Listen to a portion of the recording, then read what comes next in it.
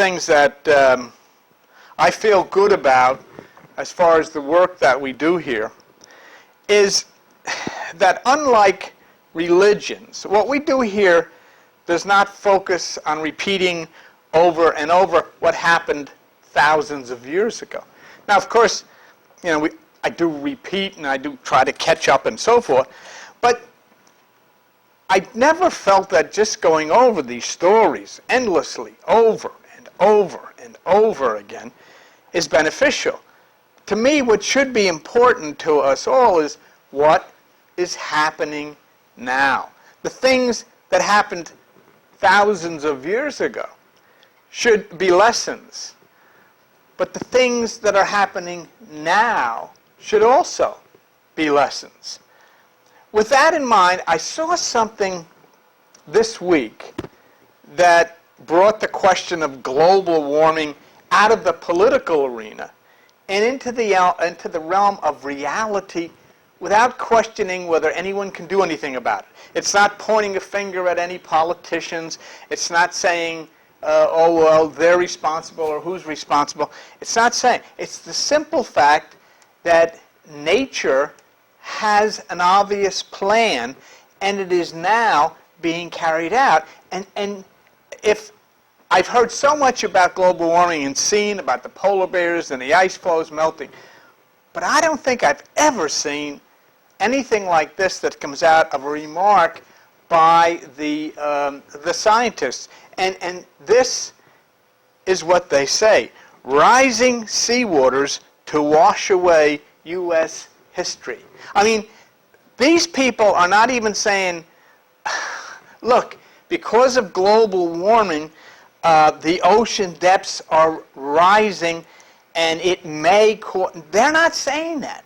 I mean, and I've reviewed them and reviewed them and reviewed them, and basically what they're saying is it's not a question of if, it's a matter of when. Some of them say 100 years from now.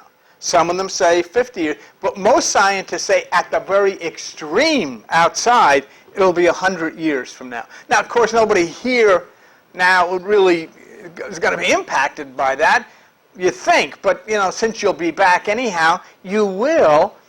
And then there's the fact that, let's say, a lot of the scientists say 50 years from now. And so you get people that are going to be born now or 5 or 10 years from now. They're going to be in a completely different world than it exists now. Let me show you what the conclusions were. Ultimately, rising seas will likely swamp the first American settlement in Jamestown, Virginia. There won't be any more.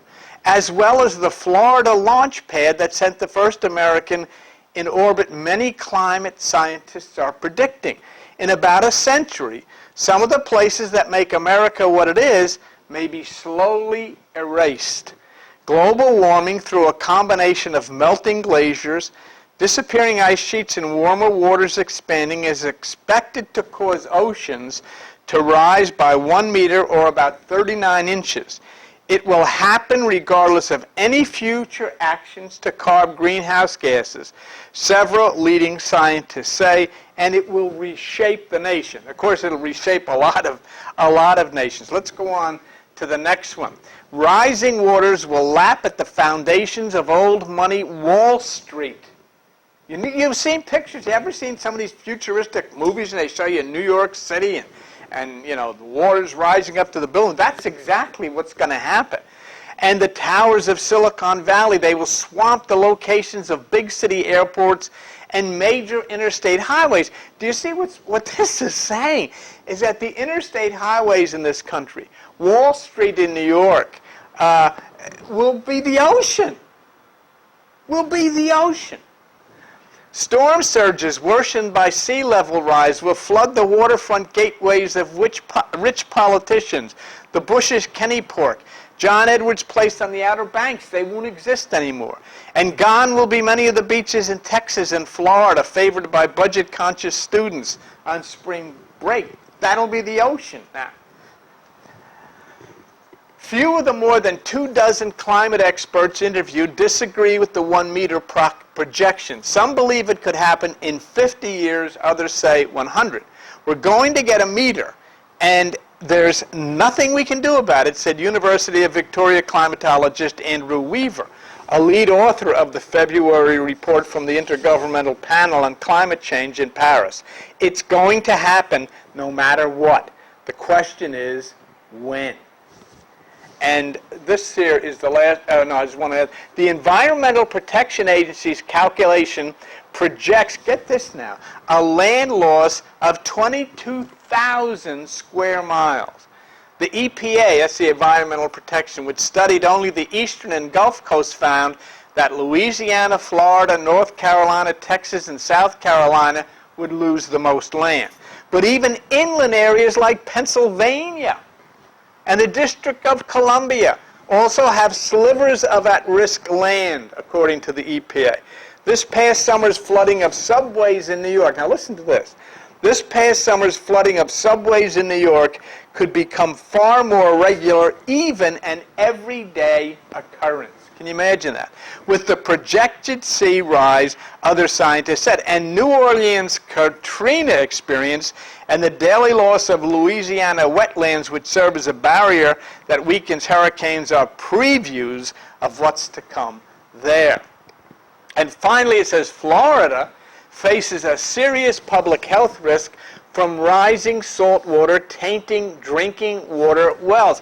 That's not in 100 years. That's already started, said Joel Schrager, the EPA's Director of Global Change. And the farm-rich San Joaquin Delta in California faces serious saltwater flooding problems.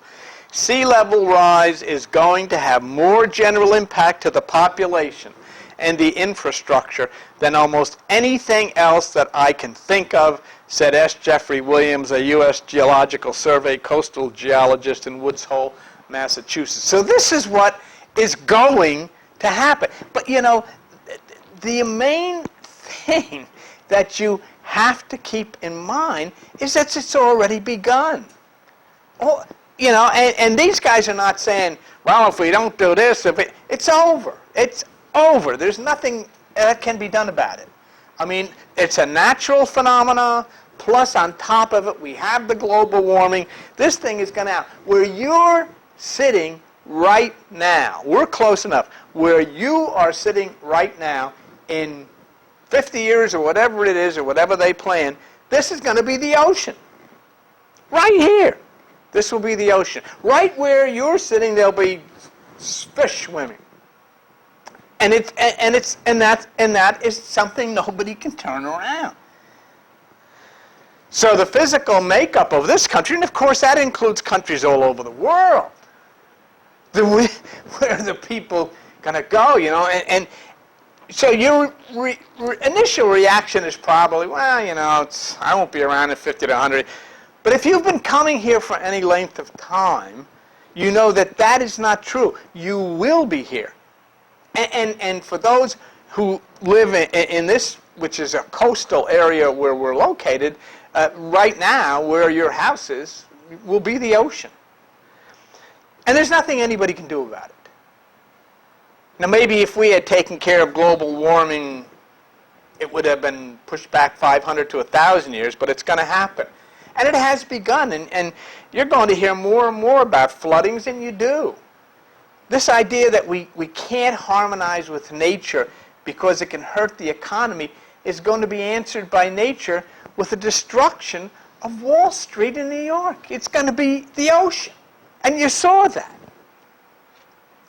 I bring this up as a subject of interest because it should be to everyone, no matter how old you are, because this change has already begun to happen. And no matter how old you're going to watch it, and you're going to see things occurring every day, as you have been with different climate situations going on. And you'll see it develop, and it is developing now. All of the physical and non-physical things happening now, happened before, were sketched out, and there is a responsibility on our part to come to our senses and to begin to harmonize with nature, to begin to harmonize with the animals or endure the consequences. And this is the problem. We're just, I mean, every place they can knock down trees and forests, they do it. And they pour blacktop on top of everything. And, you know, it only goes on so long, and then nature will come and take it back. And this is what's going to happen. But everything is synchronistically laid out. That word synchronistically means coincidence with a purpose. In other words, things are given to us to tell us and to show us what is happening. We all know of the biblical flood, the great biblical flood, which was used as a basis for the Noah mythology. No one is saying that that flood didn't happen. But what is being said is it was used by the mythic writers to create a story about the mind, a magnificent story about the human mind. Now, what is coincidence with a purpose, what is coincidental about it, is that the organization responsible for analyzing all of this information and informing us concerning this ocean and flooding is called this. Let me show you something. This is the group that has to alert us, the National Oceanic and Atmospheric Administration, United States Department of Commerce. You know what that's called? NOAA. In the ancient scriptures, Noah was telling everybody, hey, it's coming, it's coming, it's coming. These are the guys or the people that will have to tell us it's coming, it's coming, it's coming. And the initials are NOAA. It's the National Oceanic and Atmospheric Administration, and it's referred to as NOAA. It's a coincidence. But it's a sketched out coincidence. It's all prepared for you. So the warning came from Noah in the Bible, and the warnings are coming from Noah again. And just like the first Noah, no one paid attention. The same thing is happening today. No one is paying attention. So we say, do the people who will be living here at that time need to build an ark? Well, if you want to stay here, you're going to have to, because this is going to be the ocean. Biblical stories, such as Noah's Ark and so forth, are Greek mythology. I say this over and over and over. They are given to show the intimate connection between the human mind and nature. Okay? That's what these stories are about. They're symbolic stories.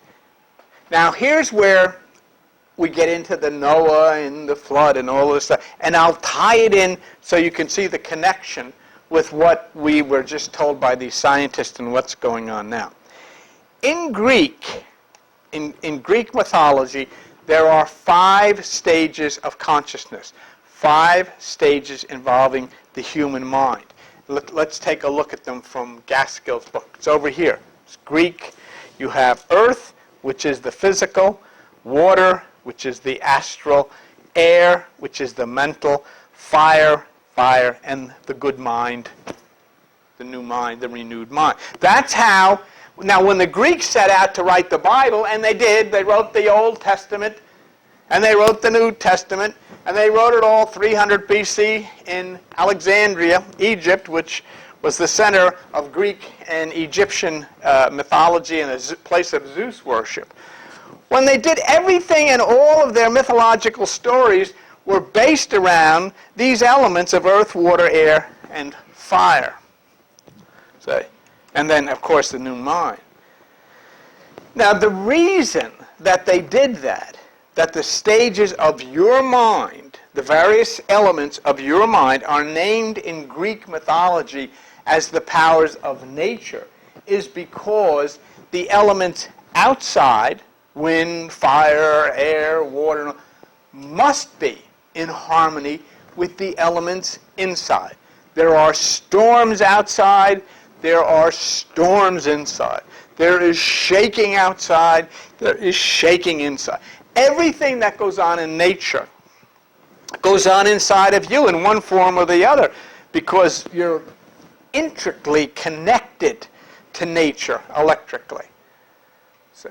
That is why when the elements inside of the human mind abuse nature, which are the elements outside, the results then are extremely bad, not only for the physical part of life, where the animals are hurt, the forests are hurt, the waters are hurt, and all of this stuff, but for the mental and emotional part of life as well, because people who do that, people who act that way, find their minds drift further and further and further down. I mean, it's like that Jeffrey Dahmer, that person who was so bad as far as killing and doing these things. He started by doing it to little birds and mice and little things, and it grew and grew and grew until he became what he became. So the mind that works and abuses nature on the outside will find itself being abused on the inside.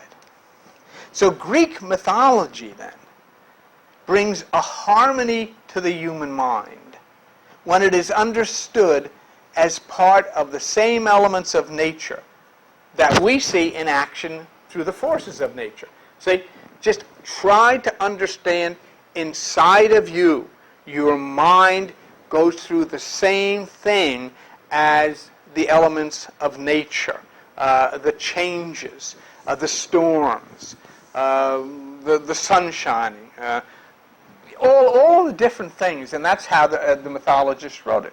The earth, where we have there at the bottom, this is the first part, the earth, the physical, okay? We walk on it. We live on it. In Greek mythology, the earth is our body. We walk with it. We live in it. So when you see that word earth, you think not just of planet Earth, you think of the physical. That's us. That's the physical body, the brain, everything attached to the physical. Now, the second stage here, the second element is water. And water is the cleansing, so as to provide an opening for the truth. In other words, if one does not wash away all of the misconceptions that have been drilled into them, then there's no way that the truth can take hold. See? And what is going to happen eventually is all the people of the Eastern religions, all the people of the Western religions are going to have their minds washed clean by something. Because as long as that stuff that has been pumped into them for years and years and years is there, then their thinking cannot change. And they will not ever accept the truth. And you see people, I can show people stuff here that come from the most prestigious and important scientists and teachers in the world, and they can't accept it. They can't accept it. They accept what some guy standing up on a pulpit says because they're afraid they're going to go to some terrible place if they don't pay attention to him. And so what has to happen? All of that stuff that's accumulated in the mind has to be washed away. That's where the second stage of... Now remember, we're talking about your head. We're talking about your mind. And that's where the second stage of the mind comes in. That is what baptism is all about. Baptism is the most misunderstood doctrine in religion. Baptism is about cleansing the mind from all the false teachings that we have been forced to absorb through the years, from religion, from government, even from our own parents. All the things that they told us, so many of them were wrong. But we had to, and so they became part of our traditional way, part of our family way, part of our value system. See? But baptism was given through the ancient scriptures as a way to take that second element, which is the astral here, the second element called water, and wash away all of those preconceived ideas, all of those thoughts, opinions, traditions, and so forth. That's what happens in this meditation process, where you take the earth, which is your body, into the meditation process, and you then move into the astral plane, which is water, where that starts to wash away all of those concepts that have been so damaging to the world. Now, our parents, all of our parents, were particularly vulnerable to religious teachings, and they forced those things on us. You know, and they still do. They'll go and they'll sit there and fall asleep or look at a clock, but they'll show up and they'll do that, and they'll put their money in, and they'll bring their kids there no matter what goes on. And so we're all taken then where? If we're Catholic, we're taken to the baptismal font to have water poured over our head. If we're Protestant, they take you into this tub or whatever they do, or down to the river or wherever, and there you're submerged. So we have got it from our parents, we've got it from religion. I mean, people would just die for failing to think of having a child's head stuck under the water. We all have to do it. But what we were doing, just think of this now. I'm talking about baptism. Think of this. What we do when we get involved in that kind of baptism, where you pour the water on the head or you dip somebody in the water in the lake, you're applying a physical cleansing to the body. A physical cleansing to the body. But the mind cannot be touched by physical water, and the mind is left as dirty and polluted as ever. See? Because what has happened is you've taken wet water, put it on somebody's head, and their head is wet, but their mind is in the exact same situation it was before their head got wet. Didn't you think Jeffrey Dahmer ever took a shower? Of course he did. You can't wash away those types of thoughts with water. See? And so the water of baptism that the Greeks in the ancient times wrote into the Bible was talking about that second element of the mind. Right here, when you take your head, the earth, the physical, into meditation, you then move into the astral plane, which is water, where the water starts to wash away all of these thoughts. Okay? But there we have it. Religion forever is taking people into a lake and dunking them in the water or pouring water over their head. That is the most brilliant example of how religion has totally misled us from the opportunity of rising above the lower animal carnal mind to the realm of the higher and enlightened thinking and living mind. We don't do it. And they're at it every day. They're wetting people's heads, but they're not changing people's minds. Religion looked at baptism as putting water on the head as a symbol of cleansing us from sin. But they never understood that it had nothing to do with wet water, because they never understood the Greek, the Hellenists who wrote the Bible. The Greeks who wrote the Bible were not talking about wet water. They're talking about spiritual water. In other words, they're talking about the astral plane, which is entered in meditation. They were speaking of a symbolic water that cleanses not the head, but the mind. That is why the Greek stages of consciousness, which I have been showing you, appear as baptism. And how does it work? You take the earth, which is your body. You enter into meditation, which is the water, the astral plane, and the cleansing comes. You come out of the water, and you rise up into the air, which is the mental plane. All of this happens in meditation. Your head into the astral plane, which is called water, then rises up into the air, which is the mental plane. And you see that in baptism. They put the person under the water, the earth, the physical goes into the water, and then comes up out of the water into the air. But they took it literally. And so they have done nothing all of these years but wet the body. They have never changed the mind. So what happens then? In meditation, you take the head, the earth, the physical, into the water, which is the astral plane. You come out of the water up into the air, which is that third level, which is separation from thought. When you are in the air, that's that next level above the astral, your mental is shut down. You're separated, okay? And you then are touched by the fire, which is the higher mind, the spirit, God, so forth and so on. That's baptism. That's the only kind of baptism that accomplishes what was intended, the purification and the change and the cleansing of the mind. That is what baptism is truly about. It has absolutely nothing whatsoever to do with wet water. It is washing away the harmful thoughts, the harmful beliefs, and replacing them with new, higher thoughts and understanding. That is why the Bible itself instructs people to move on to perfection, which is the purification of the mind. And the Bible itself says, put an end to baptisms. You didn't know that? Look.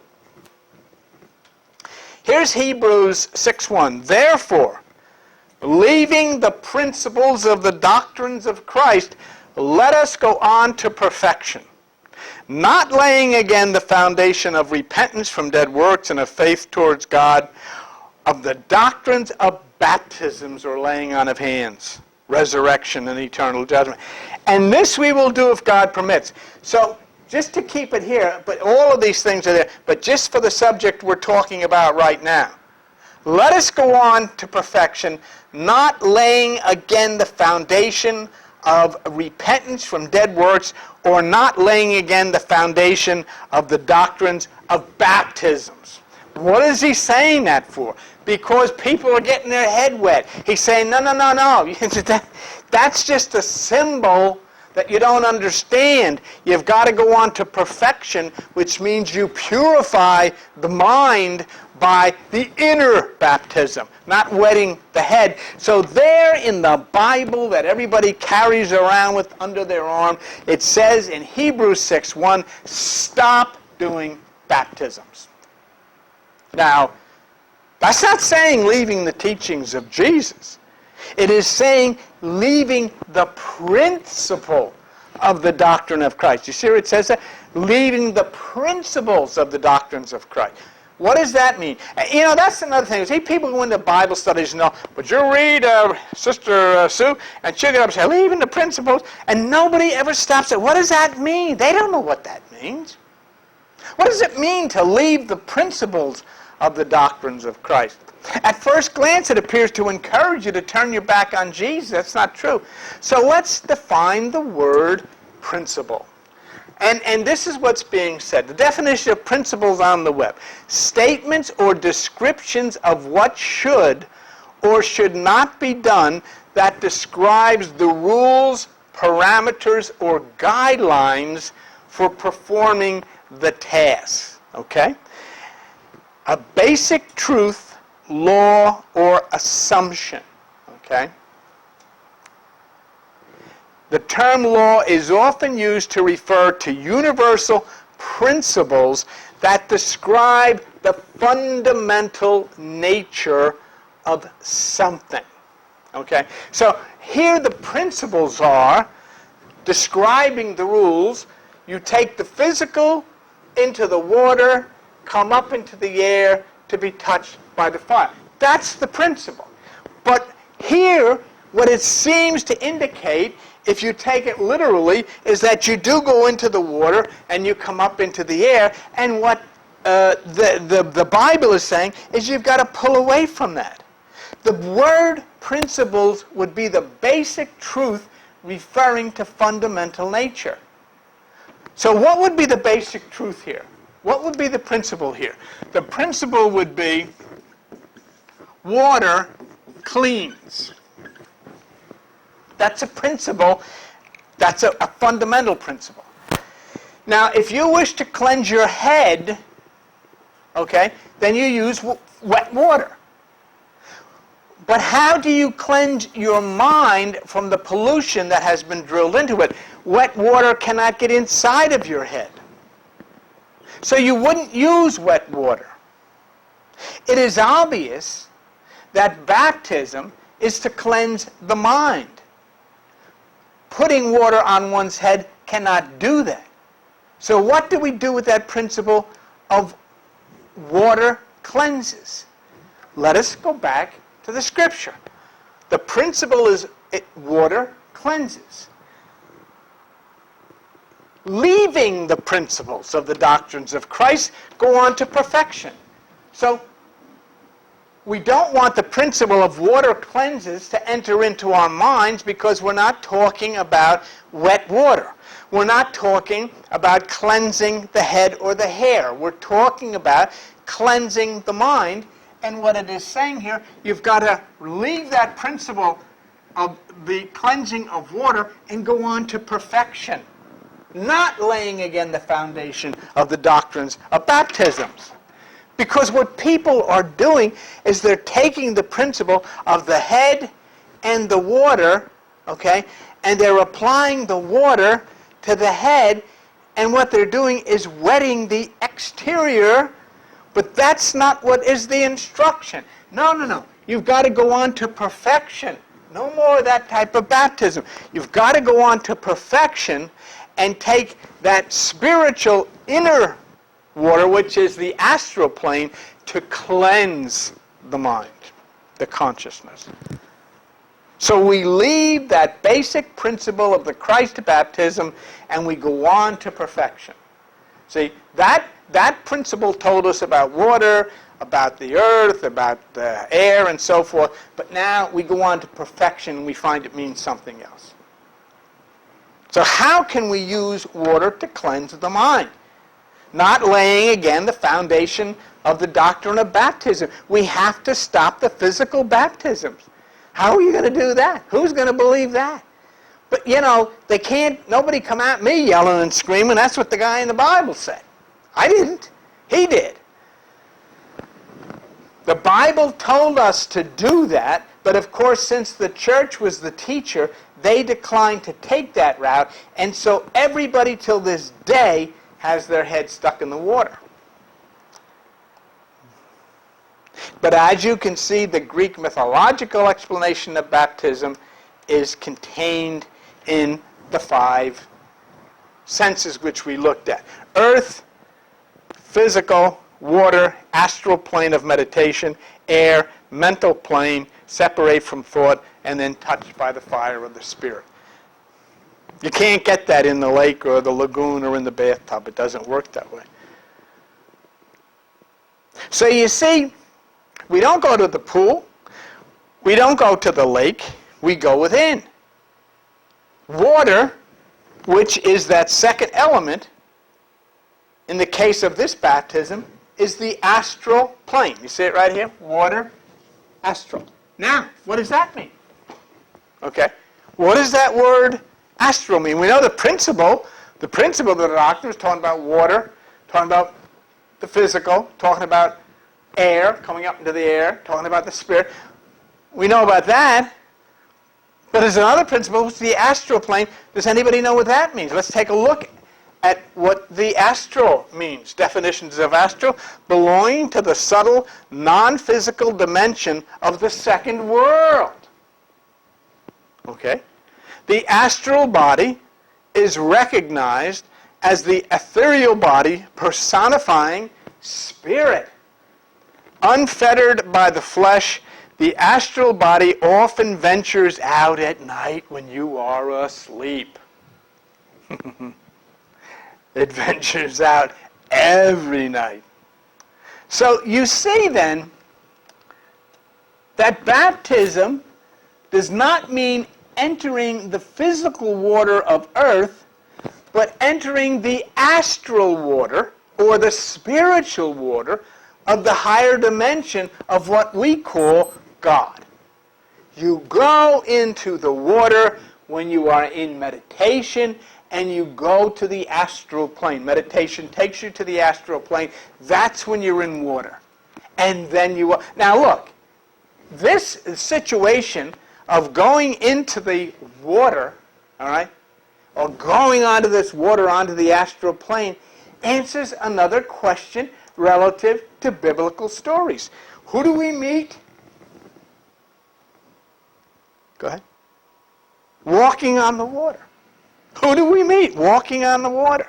Now, you've always been told Jesus got out of the boat or come out walking on the water. Nobody ever stopped to think, oh, he must be walking on the Barnegat Bay, or he's walking on the ocean. He's walking on the water. But you see, it doesn't mean that. You're never going to be able to experience that because you can't go walking out into the ocean. You can't go walking on the bay. But when you go into the astral plane, which is that second dimension, which is lifting yourself in meditation, then that which is the Christ comes to you. That is the first touch of the divine essence of what we call Christ entering into a human being is at the point of water, the astral plane, when you're in meditation. That is what Jesus walking on the water means. Okay. But because of religion, we have totally missed this most important activity in our lives, which is to reconnect with God and to reconnect with Jesus walking on the water. Never understood it, did we? So we have not connected with God. What we have done and where we've made the big mistake, we've connected with church.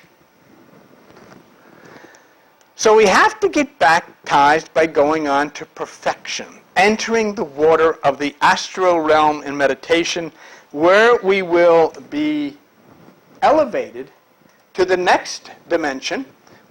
No, yeah, I'm wrong here. Yeah, that's mine. The next dimension, which is air, mental. Now, when we go into our meditation, we take the physical into the astral plane in meditation. That's where, Jesus comes walking on the water and we start our change. Then as we stay enough in meditation, we start to rise into that third level of the mental state, which is air, and here is where we separate from human thought. Okay? We separate from human thought. So we've done it. We've come into the baptism now, and we've come all the way through the astral plane or water up into the mental plane of air, and we are totally cut off from human thought. See, air symbolizes the mental state, separation from thought. The mind is free from the thoughts of the lower, and that lower mind is referred to in text and writings and so forth as the carnal mind, C-A-R-N-A-L. Okay. And that's what that really means. That word carnal means the lower physical realms of the earth. Now, in the scriptures, Jesus tells us to look inside of ourselves for the kingdom of God. He also says that we should activate the single eye or the pineal gland. In other words, Jesus of the Bible is telling us we must go into meditation. See? So we rise up here into the air, which is that third element in the mental state, separation from thought. Okay? And we have another biblical question answered. No, back one. I got these all fouled up. Back one. Back. Oh, you're going the wrong way. Going back. Yeah. Oh, geez. I fouled this up. Can you go back? I went back. All right, then come forward again. I got these. What is going on? No, I don't know. Go back. Can I go back? Yeah. No, go back. Back. Just stay. Just stay with us here. Unfortunately, we're on a roll, but this, go back, John. And now go back. Okay.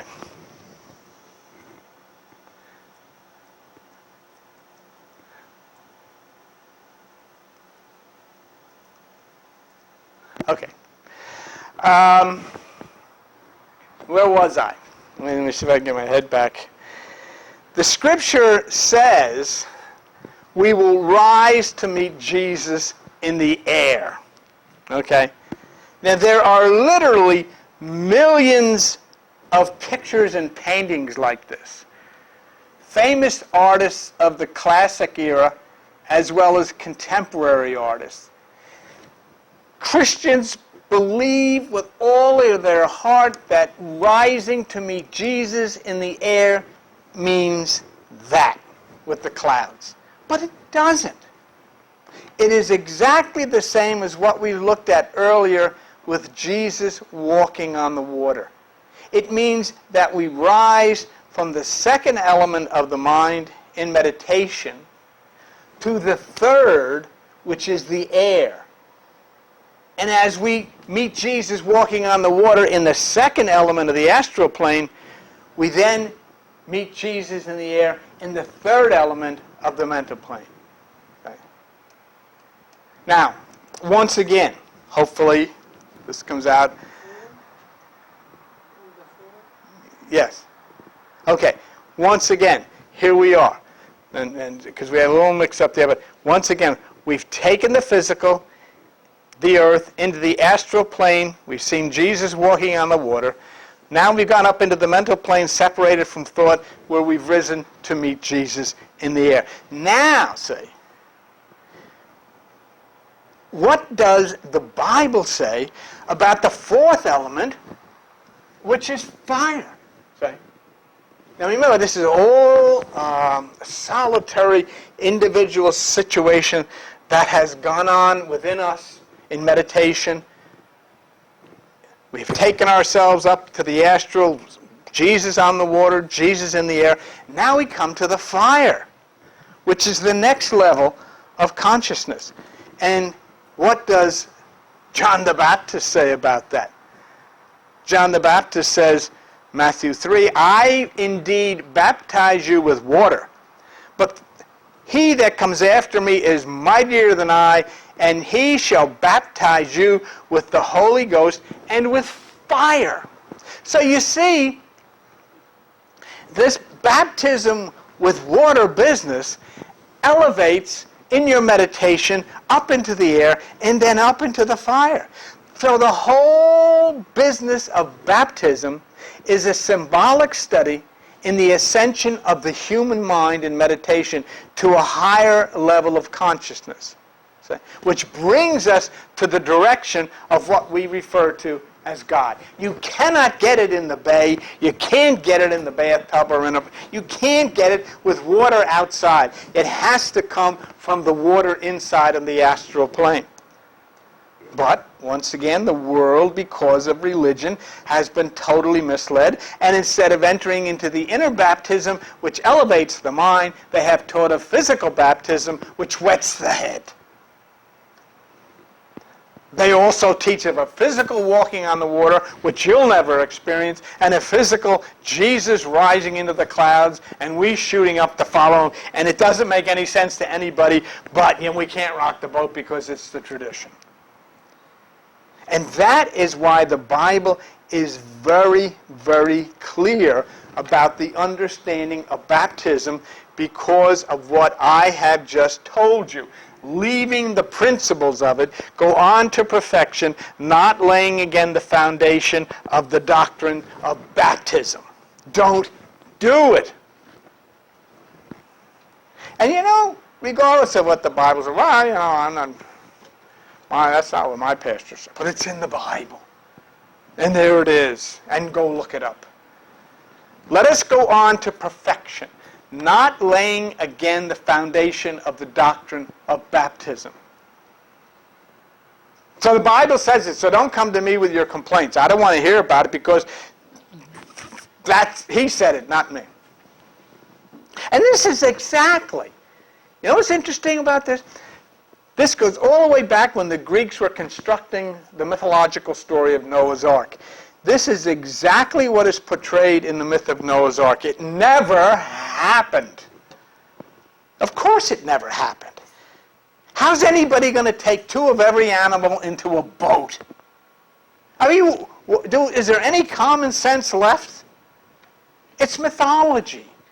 Enlightened beings are gathering around tables with their mouths dropped open, saying to each other, holy cow, they took it literally. They don't understand. And of course we took it literally, because we've been inundated with pictures like this, Joan. We've been inundated with pictures like this.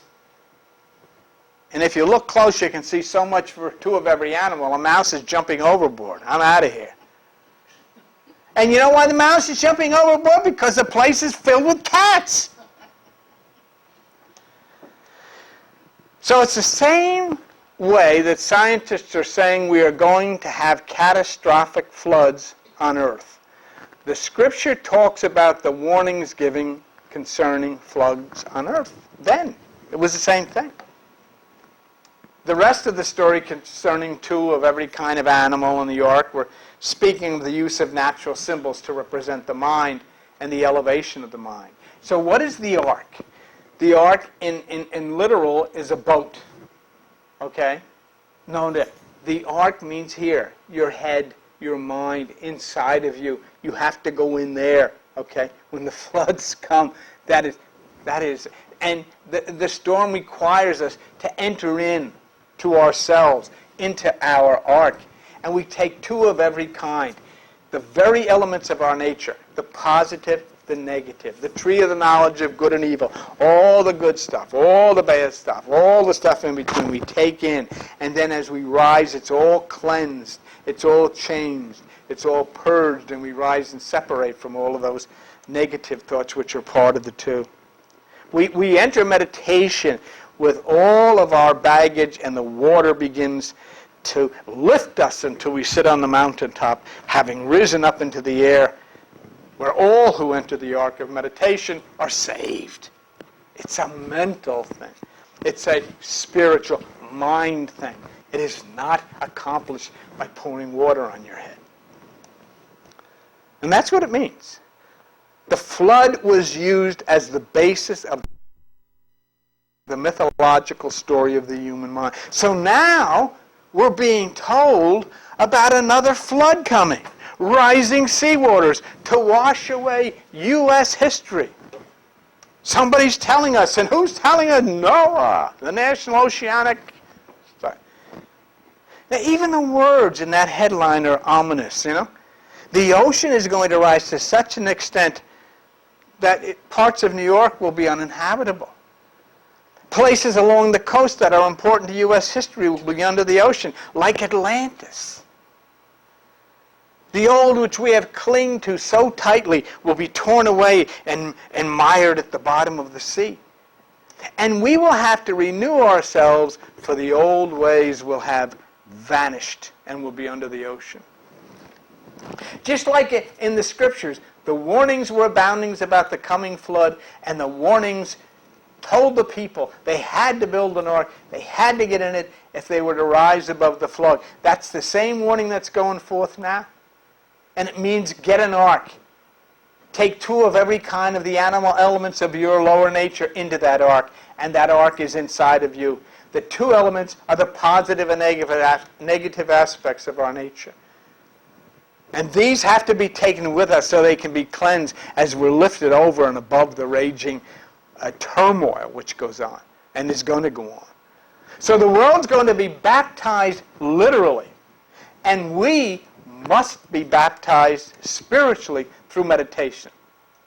And just about every day you'll begin to read about floods and things like this that you're already seeing them. And keep in mind that in the biblical story of Noah, nobody paid any attention.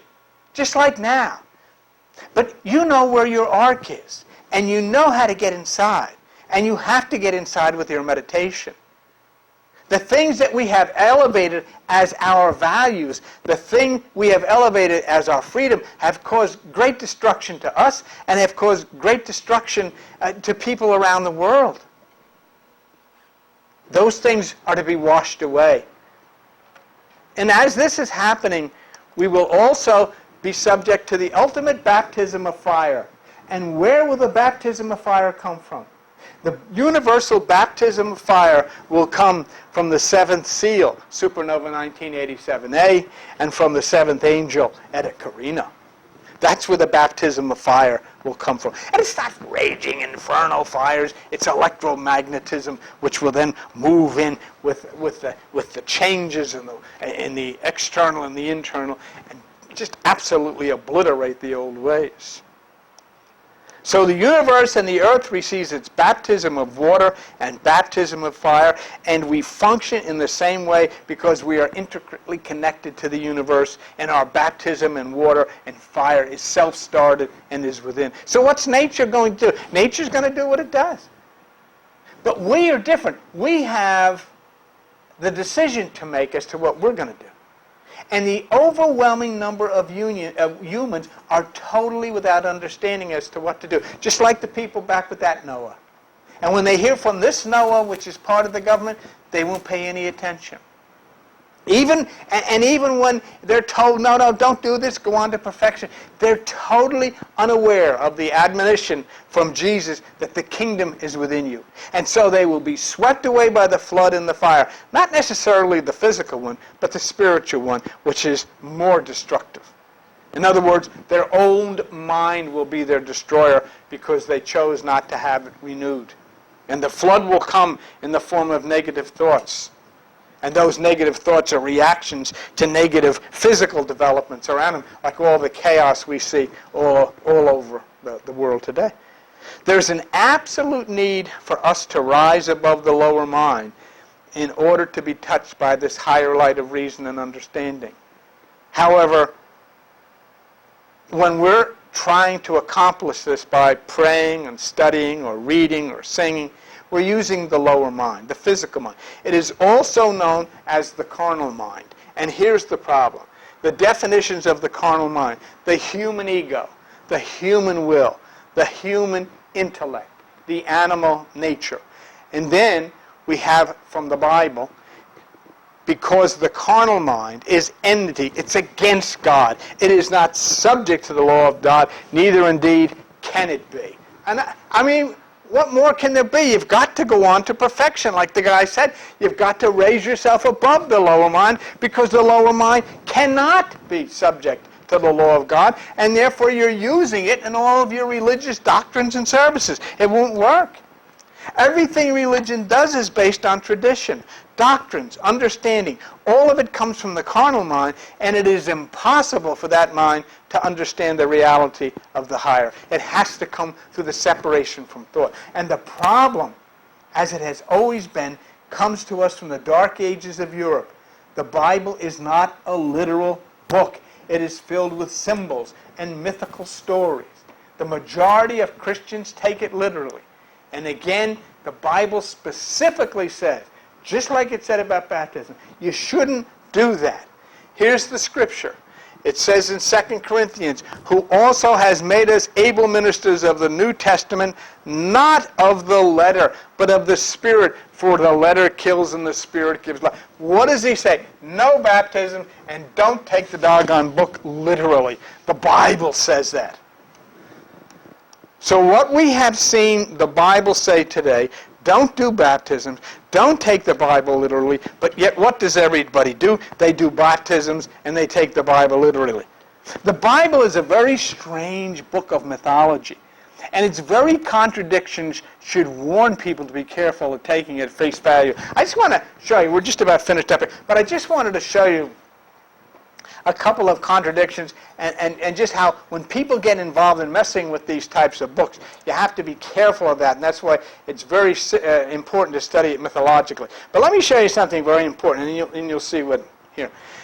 Here's the Old Testament, Genesis 17:10, And God's talking, and he said, this is my covenant. That means this is forever, which you shall keep between me and you and the seed after you, everybody. Every man, child among you shall be circumcised. Okay? That's the everlasting covenant. Here's the New Testament. Behold, I, Paul, say to you that if you are circumcised, Christ shall profit you nothing. No. Oh, it's the same Bible. The Word of God. Which you going to pick? Which is true? You see what I'm saying?